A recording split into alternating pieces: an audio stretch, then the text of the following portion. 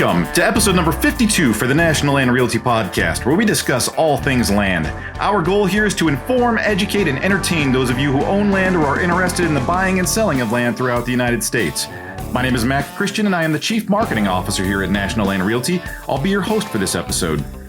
Using auctions to sell land is a concept that has been around for thousands of years. Land auctions have existed in the United States since before we were united and states were a distant dream. Nowadays, the word auction can make a reader feel inspired, feel competitive, get their pocketbook ready, or some assume it's a fire sale on an underwater or over-leveraged property. Those interpretations tend to be geographical in the United States. Whatever the viewpoint, we're here today with Jeramy Stephens to discuss everything you need to know about land auctions. Jeramy is an award-winning thought leader, land professional, and the head of National Land Realty's auction program. In other words, there's not a better person in the country to teach you about land auctions. Now sit back and enjoy. All right, so I am sitting here with Jeramy Stephens, and before I kind of jump in here, I wanted to throw out a few different pieces of information. 2021 Land Realtor of America, 2022 National Association of Realtors Commercial Award winner, 25 years of experience, 2017 through 2022 National Land Realty's Arkansas Top Producer, Apex Producers Club winner. I'm missing some here. There's more awards here than I can possibly like. There's a lot of awards here, Jeramy. Thank you, Mac. Yeah, it's been. I'm jumping all over you here. Tell me a little bit how you got here, how you started with National Land in the first place. Is it kind of where I wanted to lead you to? Sure. Been in the land business for 25 years. The first 5 of that, I was in finance. I was in land finance and through the farm credit system and got into real estate and enjoyed that through different groups, different companies. But at about 2016 or so, made the connection with National Land and was wanting to make a change in what I was currently doing. I really liked the platform. I really liked the overall mindset, the vision of what they were doing. Love that it wasn't a franchise because I think that takes away from a lot of good, solid businesses. The franchise model, especially in real estate. So, love the vision, love the tech that was going on. So I jumped in, both feet forward, and here we are, 2023. I've been here since then. So, it's been a fun ride, and I hope we continue the ride. As we introduce more things to National Land to help service the marketplace. And what I feel like I missed the two most important sort of stats there is you're also an accredited land consultant, which is a fairly prestigious deal in the land professional industry. To say land real estate, I always get mixed up there with land real estate and land professional. As a land professional, ALC designation is a prestige in the industry, and then you're also the former president of the Realtors Land Institute, having served in that role. Yeah, I was president of the Realtors Land Institute for 2 years. It's actually a 4-year commitment. You're a vice president, incoming president, and past president. So I actually served for a 4-year overall, but was actual president for 2 years through that organization. Highly involved, Realtors Land Institute, National Association of Realtors, a lot of meetings in D.C. and so forth about land issues, whether it was, water, whether it was property owner rights, just a whole gamut of things that you're involved in heavily. Still involved at a certain level, just not as much as I was several years ago. Still active with Realtors Land Institute, have my ALC, and now I'm an instructor for them. So I'm teaching courses that they have to, the accreditation courses for new people, our new agents or new members to get their ALC. So kind of went down a little bit of a different road. Just completed a course last week, the agricultural land brokerage course. We did a Zoom 4 weeks, 2-hour session. So did that online. So we do it also in class. So that's kind of taking a different route with that, but really enjoyed it. Get to meet a lot of great people. So, and, learn a lot of new things from everybody. I got to ask, knowing firsthand that a few of our agents just got their ALCs, do you pick on them a little bit when they come to your courses? You don't really want to pick on anybody. I had a National Land Rail agent in my ag class, and I didn't really want to pick on him much, but he did ask questions, and that's what you want. You just want participation from everyone through those courses, that you learn more if there's participation, because you get off of just the core material into other information that's really vital to everyday life and everyday business. So on top of everything that you're doing with teaching classes, all the stuff that you helped out with in the past, you're also spearheading the auction program here in National Land Realty, which is a really important part of business when it comes to the Midwest. Not as common. You don't see it as much on the West Coast and on the East Coast, but that Midwest, it's a huge driver of business. And we've started working with that here. And it's a great time to kind of pick your brain and talk about just auctions in general, what they're used for. There's a lot of landowners out there that don't know that they can auction land. And it probably sounds, when you think about auctions, you think about gamble. Like, I might not get anything for it. In any kind of auction situation, there's always risk, just like there is with a sale. But if you don't understand it going in, it's going to look a lot scarier. These are big business. And a lot of the times they can drive prices higher. They can drive prices lower. But they'll give you market value, and sometimes there's a use for it. Sometimes there's situations that you don't want to use it. So I want to put you on the spot to talk about auctions and sort of how to utilize those. Sure. You brought the fact that National Land will be launching an auction platform.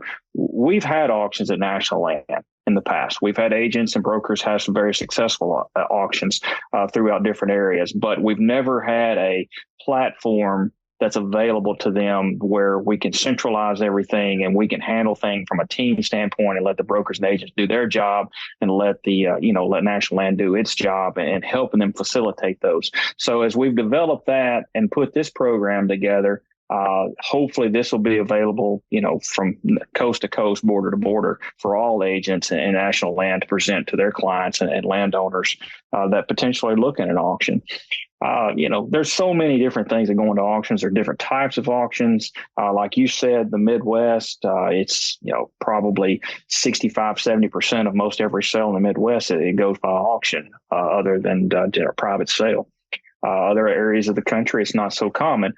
Maybe not common with a live auction. The Midwest is really common. Live auction, you get everybody in one room. They're all, you got the auctioneer up there. He's bidding. There's a lot of excitement. It's, everybody's really getting pumped up. You get in other areas of the country, you don't really get into that, but you still have available auctions with online auctions or sealed bid auctions. And, there's a little bit of opportunity for everybody, no matter where you are in the country.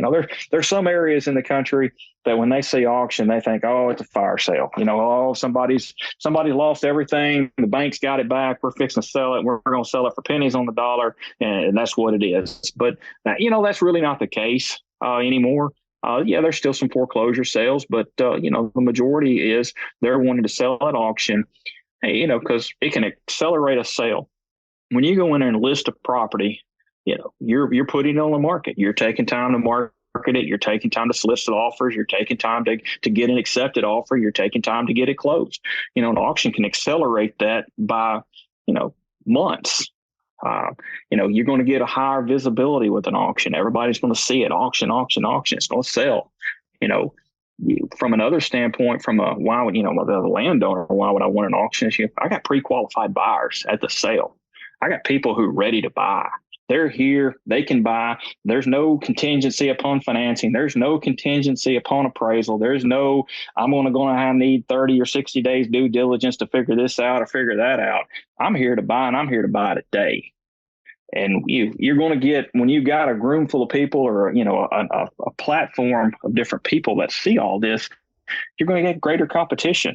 I mean, you go out there and list something, you may have one buyer, you can have a multiple buy offer situation, but from an auction standpoint, you're going to have people on a platform that are either standing next to each other in a room, or they're bidding against each other online, or they're knowing they're making bids out there where they don't know what the other guy's making. So they're going to have to make their bid the highest and best they can because of the competitive level. And the crazy thing about auctions, sometimes it's risk reward. You can get a possible higher sales price than what the market value is. On the flip side, if at auction, it may not bring what you think it is. So there's a plus and minus there. But what I look at when I talk to people with auctions and selling is one of the main things from a landowner standpoint is there's no contingencies. It's a clean deal. You're going to get cash at closing in 30 days, or 40 days, whatever the agreement is upon signing the auction, or a contract. But, you don't have to go through waiting on somebody to get their financing or the appraisal or the environmental or this or that. I mean, you drop the hammer and you sign the contract, you're closing in 30 days.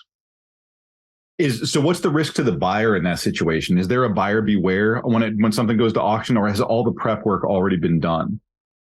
When you're marketing an auction, you sign your contract to put it at auction, and you're usually taking 3 to 4 weeks to put together your marketing to get it together, and you're going to market the property generally 30 days before your auction date. And in that 30 days, you're going to have time for potential buyers to do site visits, inspections. You're going to have title work done beforehand, so there's not going to be any title issues. They have the opportunity to review title before they go to auction, so there's no issues there. But they're buying it as is, where is. At the day of the sale, it's going to be you've had your opportunity to go look at it. You've had your opportunity to investigate it. You've had your opportunity to ask every question that you can think of about this property. But when it goes for auction, we're selling it as is, where is.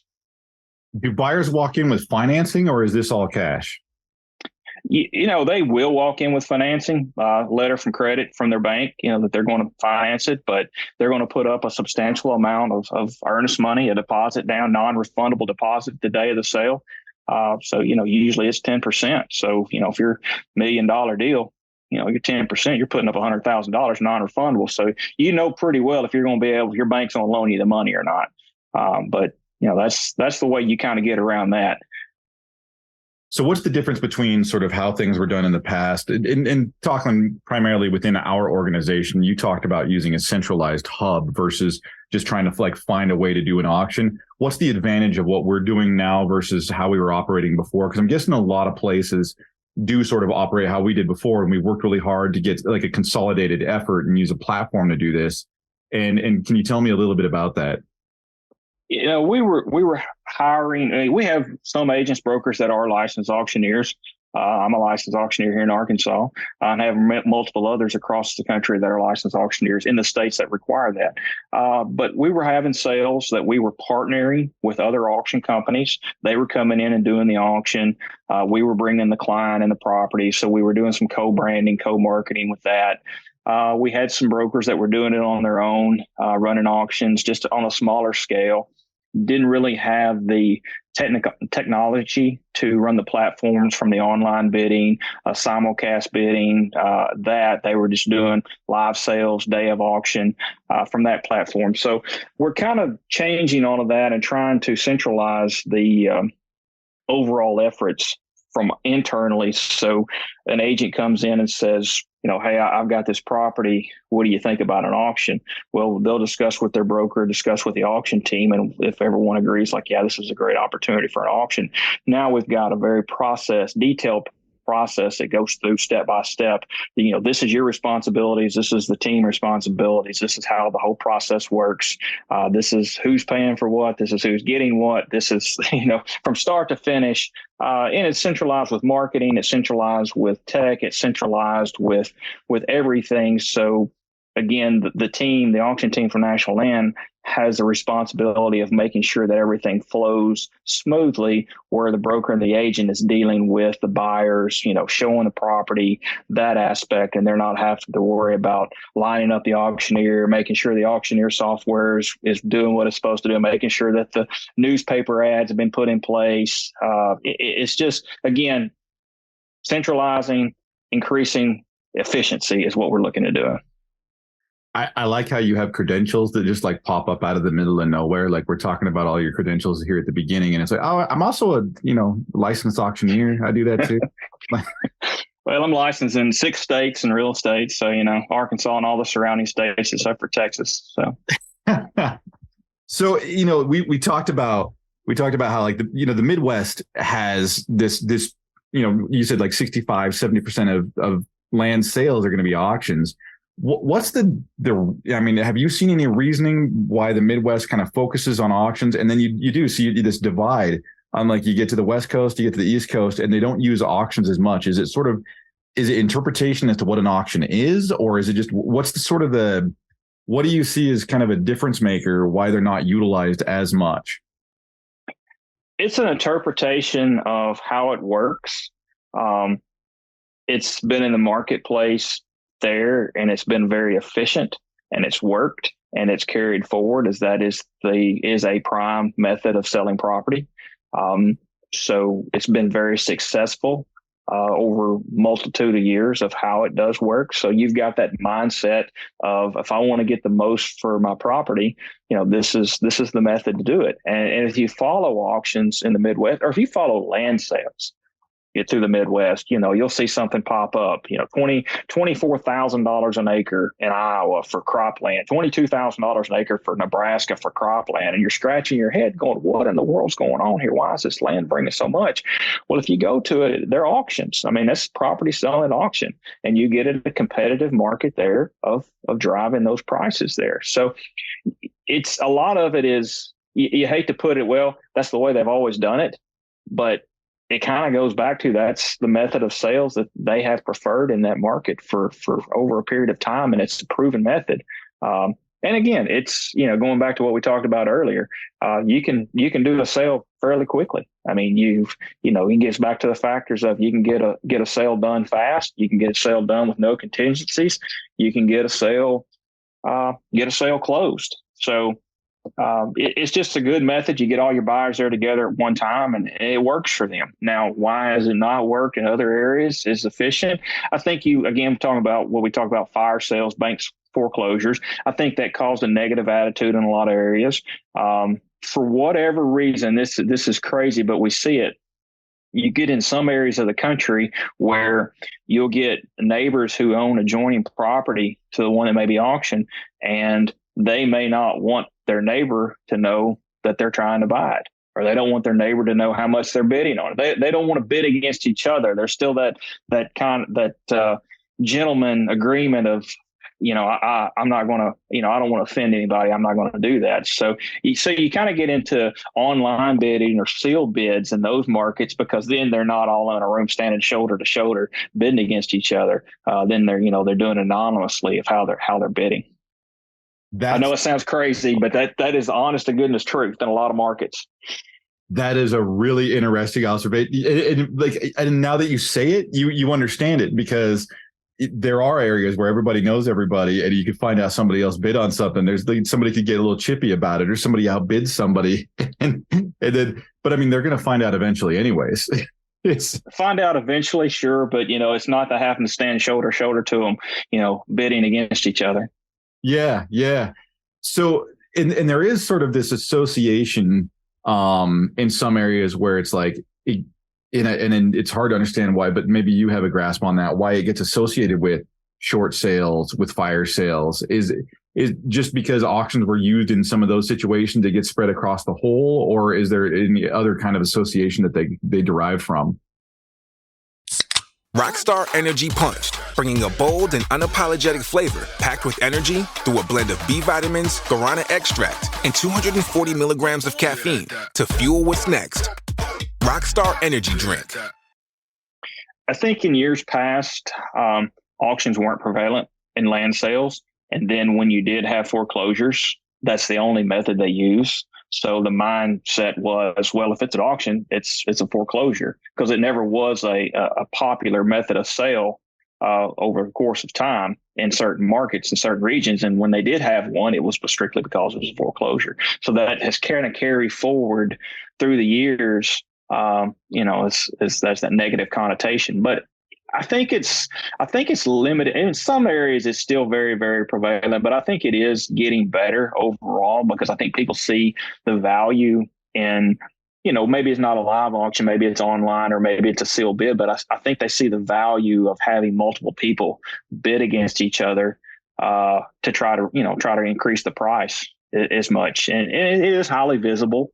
You're trying to get as much, as a land broker, land agent, auctioneer, you're working for the seller.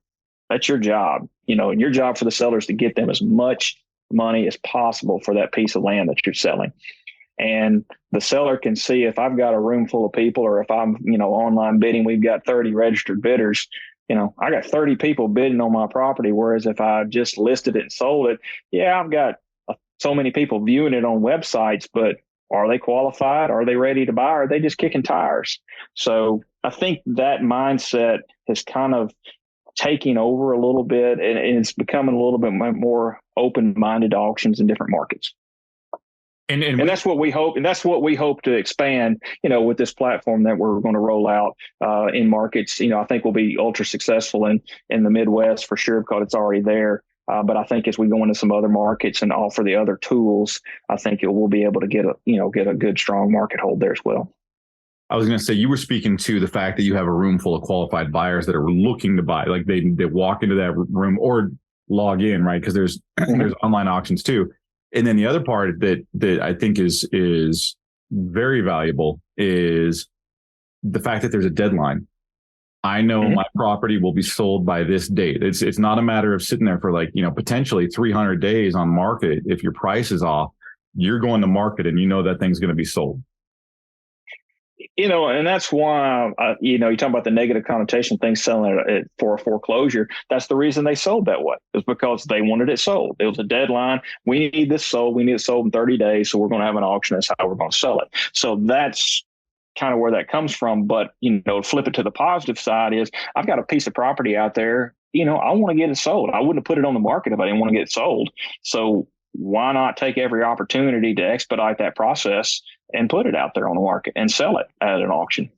Like I said, you're dealing with qualified buyers. They're not tire kickers. They're there to buy. And, instead of waiting 6 months to get something closed. And the market's changing a little. I mean, from where we were a year ago, year and a half ago, you could put a property on the market and it was gone in 2 days, a week, because it was just crazy on fire. And, it's the land market's still great, but it's not as great as it was. I mean, it's not, we're putting property on the market and it's under contract in a week. It's taking a little bit longer, but I think it's from an auction standpoint, I think it just offers some different opportunities for landowners.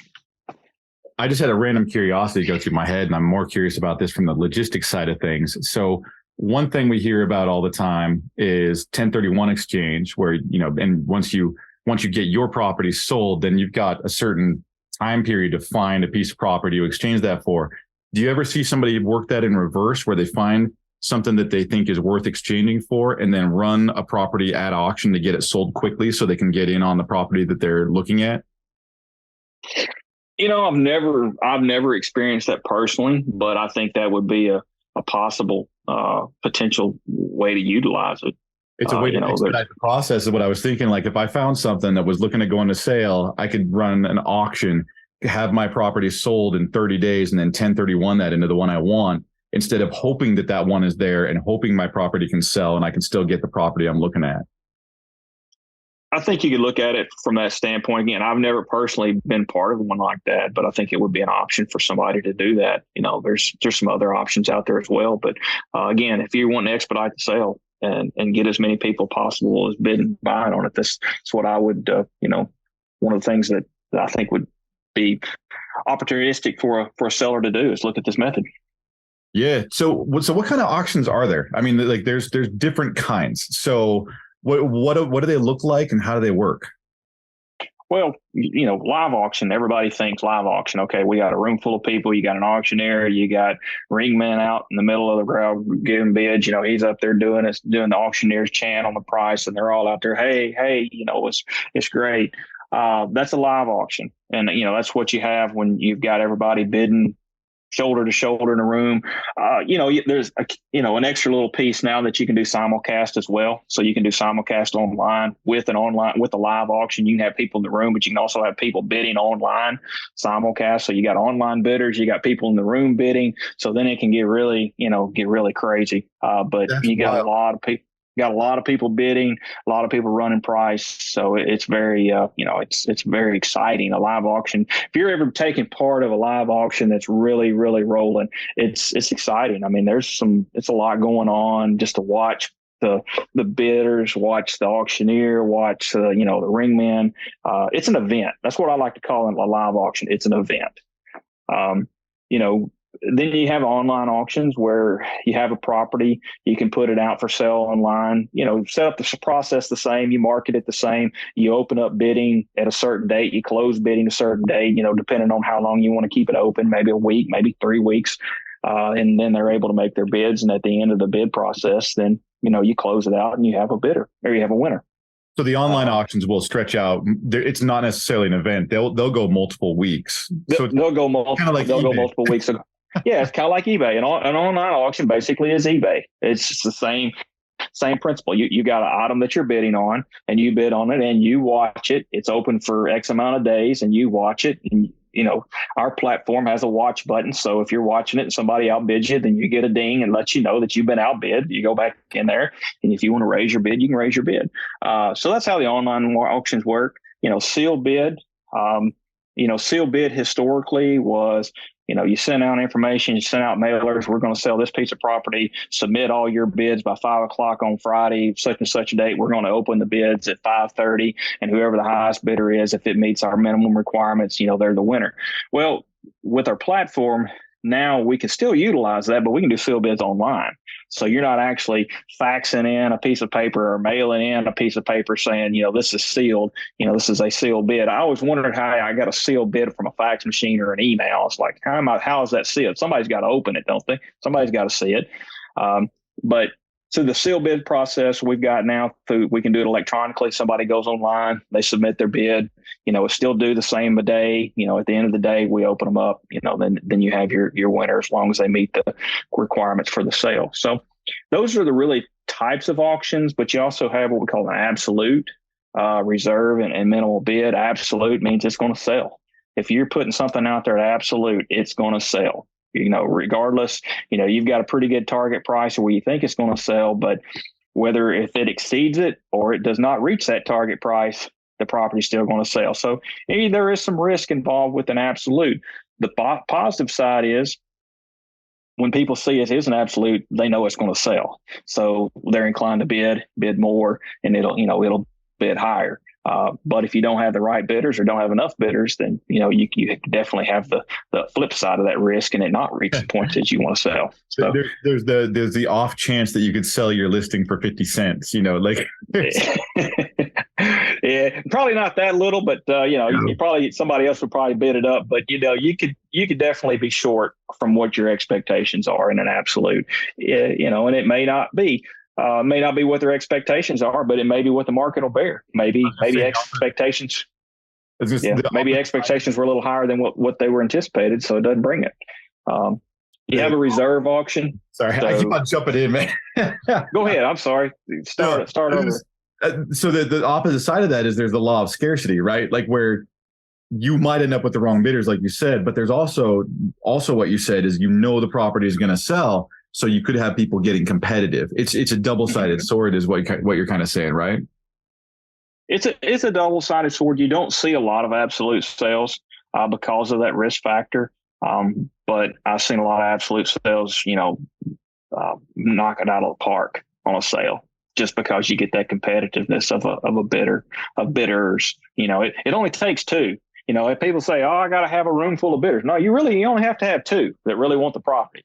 I mean, Grant, you'd love to have a lot more there. You want multiple bidders. You want a room full of people or, a group of online bidders. The more, the better. But at the end of the day, it only takes two to have an auction. Right. So, that's an absolute. You have what we would call a reserve. There is a minimum reserve. Auction has to hit a minimum dollar amount before it'll sell. Then you have a minimum bid, where the auction is going to start at a certain dollar amount. Maybe it's a property. Maybe the starting bid is, $250,000 or $100,000, just throw a number out there. So different things, we factor in. Just depends, and it can be tailored just about any way a landowner wants to do it. But one thing you got to keep in mind is markets. We've talked a lot about markets and what auctions, where they work best, where they don't. Even within the auction world, you still got to be very astute with your market of what market is absolute, what market's reserved, what market, is going to work best with sealed bid, what market's going to work best with online. Because even though it may be in a good auction market, maybe, it's not a good live auction market, or maybe it's not a good, absolute market. So you have to know your market and know the key factors within that, even with setting it up. Gotcha. And so you mentioned before that some people come with, financing, some people come with cash. What is it? And this is more just curiosity. What does it look like if somebody wants to, they're not packing around $200,000 to pick up a piece of land, or, $500,000 or whatever it is, and they pick up financing beforehand? How do you go about getting financing for that? And I'm asking because I know that you're familiar with the finance side of things.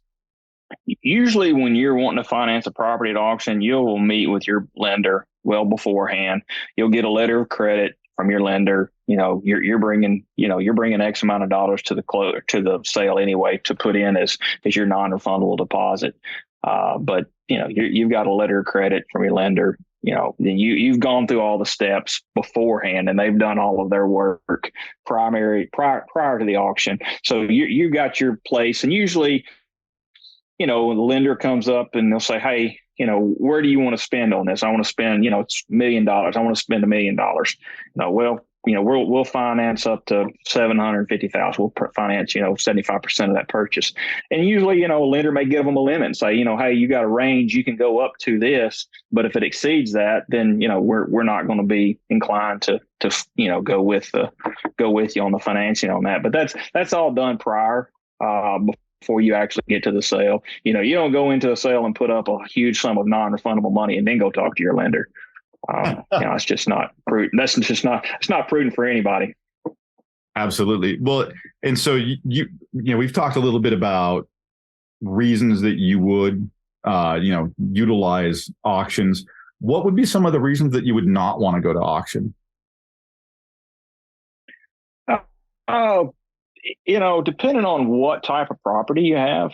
I mean, there's a lot of properties that may not be best suited for auction. I mean, it's the market. I mean, again, you get into a market, it may not be an auction market. I mean, you can look and see if any auctions have taken place, and it's just not a good fit. And maybe your buyers in that market just aren't a good fit for what you're trying to do. Maybe they don't like that process. And there's certain properties. I mean, in the Midwest, you see cropland sale, live auction. In the South, you'll see timberland sale by sealed bid a lot.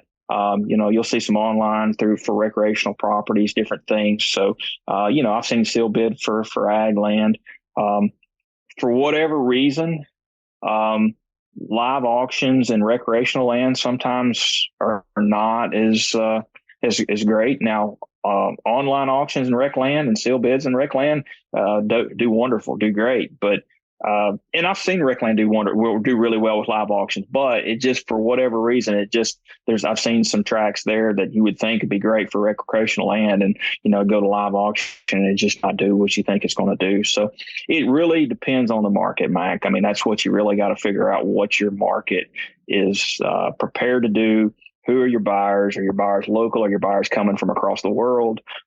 What's there to drive that property? Is it recreational? Is it timberland? Is it commercial? Is it a bundle of investment properties that you're selling to investors? What is it that's really going to drive that answer? And that's one of the things we hope that, our platform can work with the agents and brokers to help them develop what their market is and give them some really solid information. They can work with the sellers and say, here's prices, here's how it's sold, here's different methods we could look at, here's properties that have sold, here's some comps that have sold at live auction, here's some comps that sold regular sale, here's some comps that sold this way, here's your time on the market. Then you really look at it and say, what works best for you. I was going to say, yeah, that's where you've got to put trust in the land professional you're working with. And it's also, they're not just going off of like, I feel like this is going to sell well at auction, because, how someone feels doesn't really help any like tangible numbers. They got to look at comps, see what things have performed and how those have performed. Is that sort of like what's going to drive the decision? That's one of the things going to drive the decision. Again, what are the comps out there? Have there been any sales? What's the time on the market? What's the overall interest in that area? I mean, if there's a lot of properties that are not selling, in that market, then you probably don't need to run it. If there's a lot of properties listed that aren't selling in the market, you probably don't need to put it at auction. Because if they're not buying what's already there, then what would really push them to buy something that you're throwing out there from an auction standpoint? You ask another thing I want to bring up, what would somebody refrain? Usually in auctions, there are other expenses aligned with auctions, from marketing, auctioneers, locations, technology, so forth. So usually there are some seller paid expenses on the front end, on marketing costs on auctions, and some sellers don't want to participate in that. So that's one thing that we always look at from a marketing standpoint. There usually is a deposit there from the seller as we, when we develop these market plans, we go to the seller and say, hey, what's kind of your budget of what do you want to spend? Here's what we can do, A, B, C, D down the list, and, do an accounting of that and keep up with it. So. Gotcha. And as far as effectiveness, and this is, when you come to the table with somebody, we've kind of talked about it, right? Like it's you're going to sell, and you're more than likely going to know what the market is going to bear as far as your property value. There is risk on the high and there's risk on the low. It could sell, it's positive risk if it goes over your expectations. It's, obvious, negative risk if it goes under. What's sort of, what's your blanket statement? Because you work with a lot of auctions. And, when you're talking to a seller and, as an agent, you're not necessarily trying to steer them any particular direction. You're letting them make a decision. So how do you go about sort of just describing the option to go to auction to a prospective seller? Depending on their situation, and what their expectations are, the main thing that I always try to remind them with an auction is we're going to market it properly. We're going to do our very best to present it as what it is. It's selling as is where it is, but we're going to present it in the best light that we possibly can. We're going to market in every location that we think it's there. And at the end of the day, when it sells, it's going to bring what the market will bear.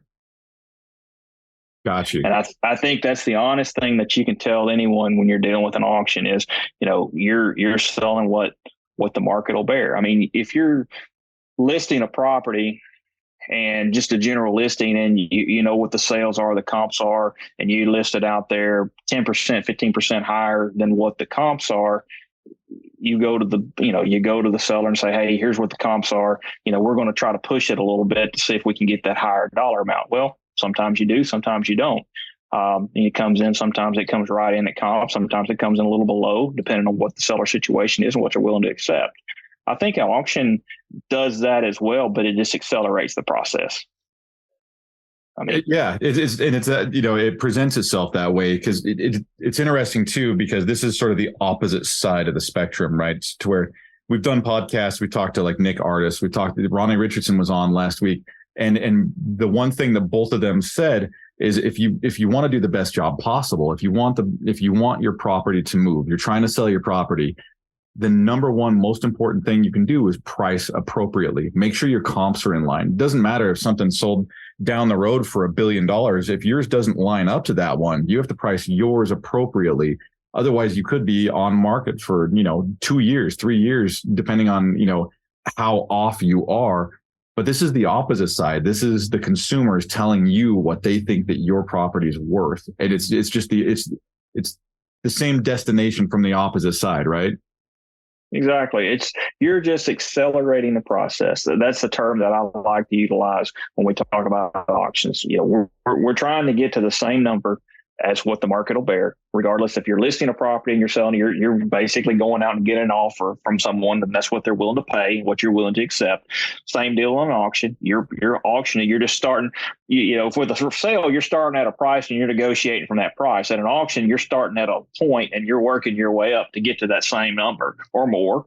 And it just accelerates that whole process.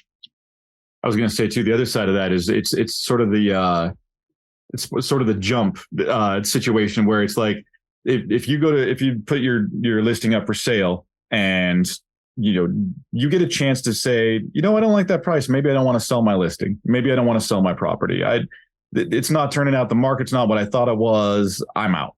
But with auction, it's like you do that when you are ready to go. It's time to jump. I definitely want to sell this. Let's see what we can do. And then once it's done, it is done. It's done. I mean, like you said, we work with reserves. So if you have a reserve in there, then it's got to meet that reserve before it sells. So there's a level of protection there. You're not going to just sell it and say, well, it didn't bring what I want, but I still got to sell it if you're selling at a reserve. And that's what most auctions are. And at that reserve level, you have to come up with that comfortable levels of what you're comfortable selling at. This is where I'm at. This is what I want to sell it for, bottom end. And as long as it meets that number, then I'm willing to sell it.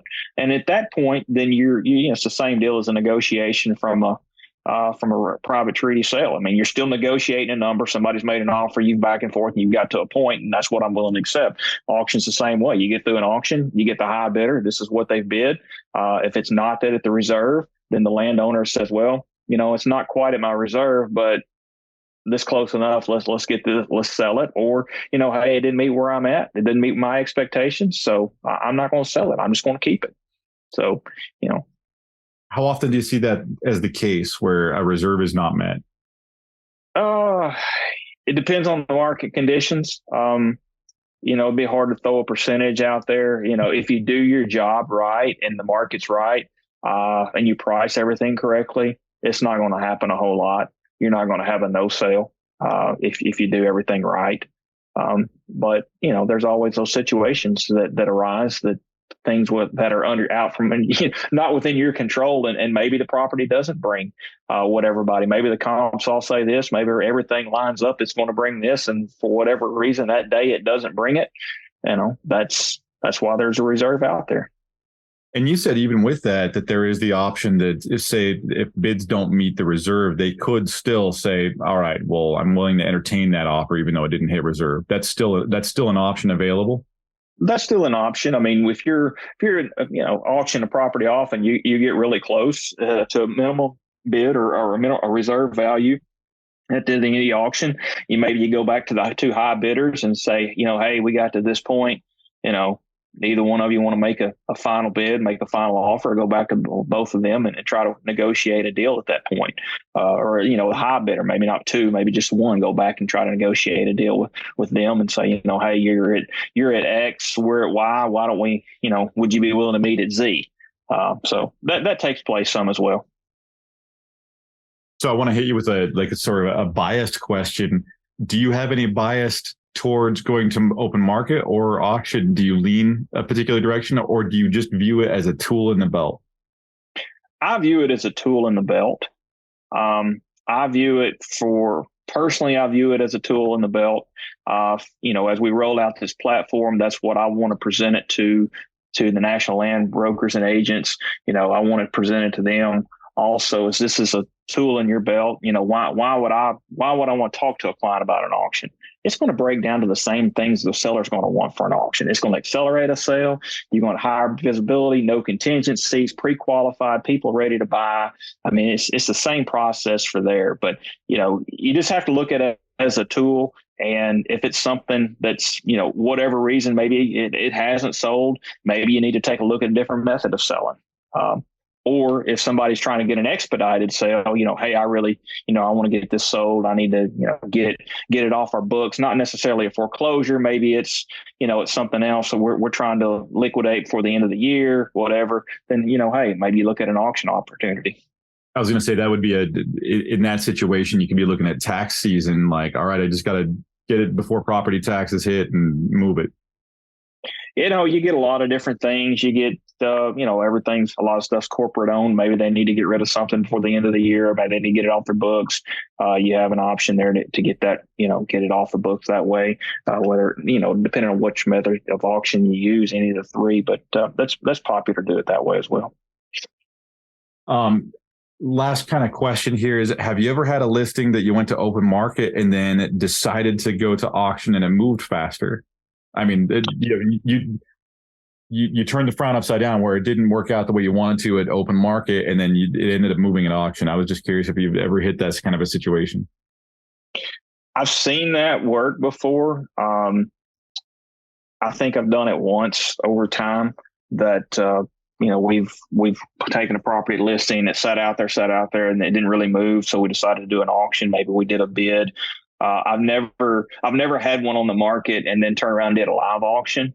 But we did a bid or an online bid. I think that was a little bit more successful. The flip side, I've seen some, where you've had it at auction, maybe it didn't meet that reserve. So then you rolled it into a listing after that side. Again, it's knowing your market, knowing what your market will bear, and knowing what how your market likes to buy.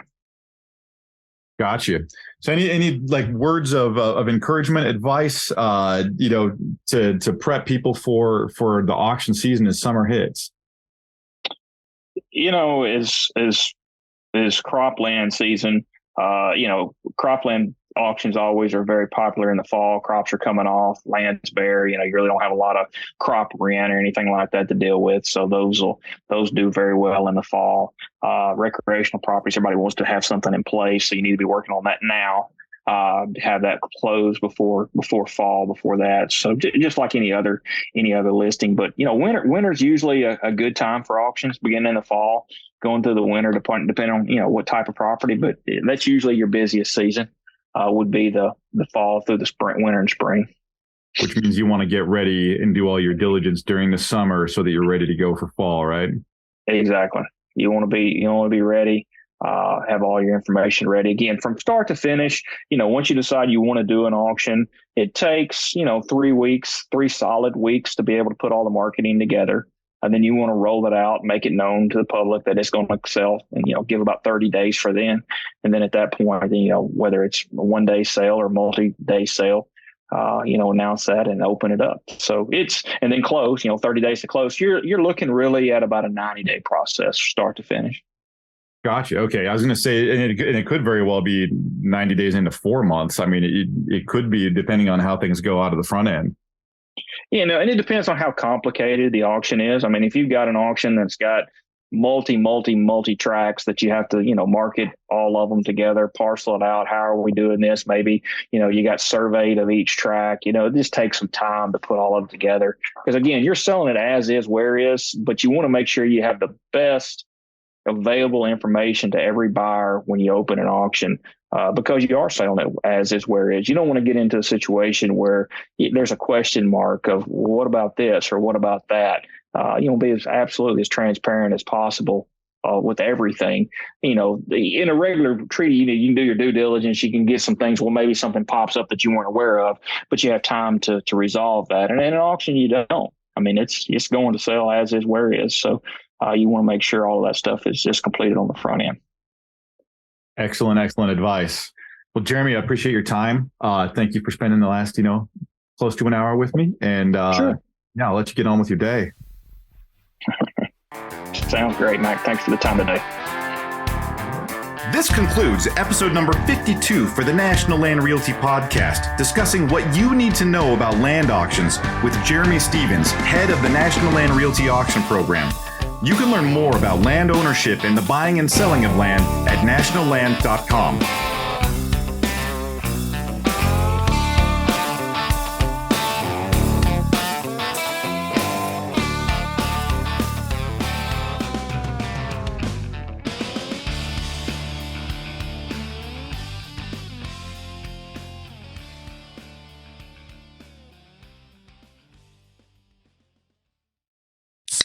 Rockstar Energy Punched, bringing a bold and unapologetic flavor packed with energy through a blend of B vitamins, guarana extract, and 240 milligrams of caffeine to fuel what's next.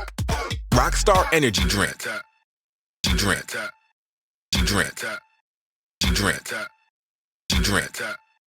Drink.